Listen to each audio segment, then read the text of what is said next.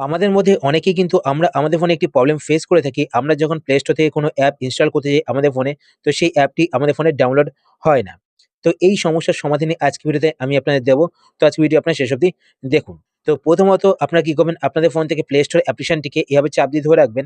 ধরে রাখার পর এবার আপনারা উপরে এখানে আই বাটন দেখতে পাবেন বা অ্যাপ ইনফো বলে একটি অপশন দেখতে পাবেন। তো অপশনটিতে ক্লিক করবেন। ক্লিক করার পরে এইবার আপনারা নিচের দিকে এখানে একটি অপশন দেখতে পাবেন, ক্লিয়ার ডাটা। তো আপনারা ক্লিয়ার ডাটা এই অপশনে ক্লিক করবেন। ক্লিক করার পর এখানে ক্লিয়ার অল ডাটাতে ক্লিক করবেন। ক্লিক করার পর এখানে ওকেতে ক্লিক করবেন। ওকেতে ক্লিক করার পর এবার আপনারা এখান থেকে ব্যাক করবেন। ব্যাক করার পর প্লে স্টোর অ্যাপ্লিকেশনটি ওপেন করবেন। প্লে স্টোর অ্যাপ্লিকেশন ওপেন করার পর এখানে গেট স্টার্টেড এ ক্লিক করবেন। গেট স্টার্টেড এ ক্লিক করার পর যদি আপনার সামনে এরকম ইন্টারফেস চলে আসে, তো আপনি এখানে স্কিপ এ ক্লিক করবেন। ঠিক আছে? তো এখানে নো থ্যাংকস এ ক্লিক করবেন। ক্লিক করার পর আপনার সামনে প্লে স্টোর অ্যাপ্লিকেশনটি ওপেন হয়ে যাবে। প্লে স্টোর অ্যাপ্লিকেশন ওপেন করার পর উপরে এখানে প্রোফাইল পিকচার দেখতে পাবেন।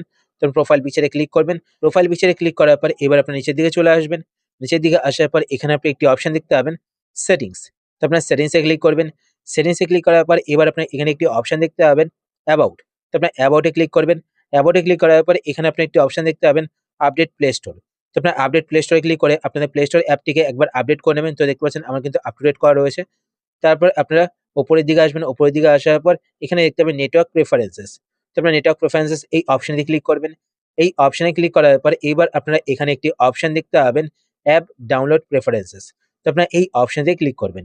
এই অপশনে ক্লিক করার পর এখান থেকে আপনারা ওভার এনি নেটওয়ার্ক এটা সিলেক্ট করে রাখবেন।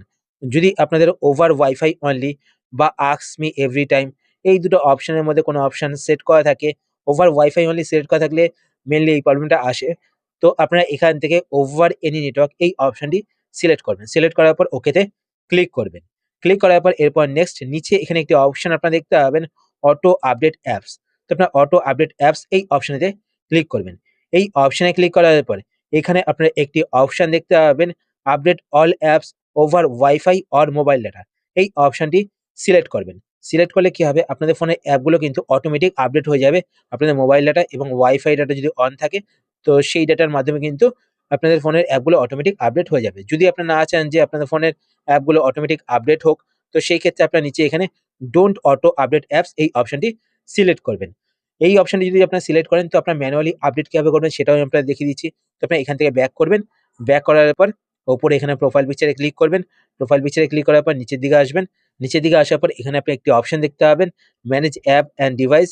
তো আপনি এই অপশনে ক্লিক করবেন। এই অপশনে ক্লিক করার পর এখানে দেখতে পাবেন আপডেটস অ্যাভেলেবল।